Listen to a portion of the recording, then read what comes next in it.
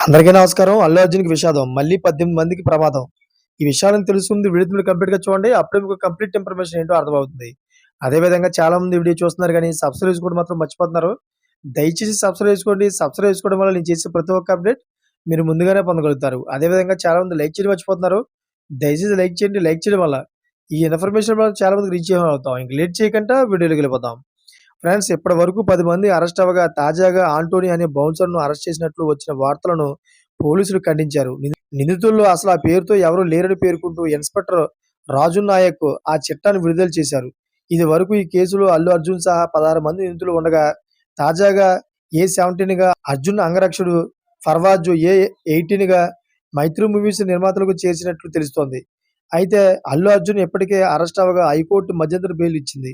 సంధ్య theatre భాగస్వాములు Peddaramareddy, Chinnaramareddy, Sandeep, manager Nagaraju, balcony in-charge Vijay Chandar, assistant manager Santosh, అభిమానులను తరలించే ఫిరోజ్, బౌన్సర్లు అర్జున్, విజయ్ అరెస్ట్ అయ్యారు. వీరిలో పెద్దరామరెడ్డి, చిన్నరామరెడ్డి బెయిల్‌పై బయటకు రాగా, మిగతా వారు జైలులో ఉన్నారు.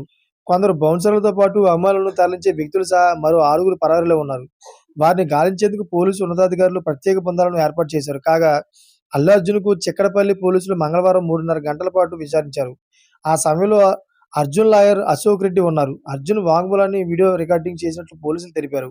విచారణకు సంబంధించిన నివేదికను కోర్టుకు సీల్డ్ కవర్‌లో అందజేయనున్నట్లు తెలిపింది. చూసారా ఫ్రెండ్స్, లేటెస్ట్ అప్డేట్స్ కోసం ఛానల్ సబ్స్క్రైబ్ చేసుకోండి. Thanks for watching friends.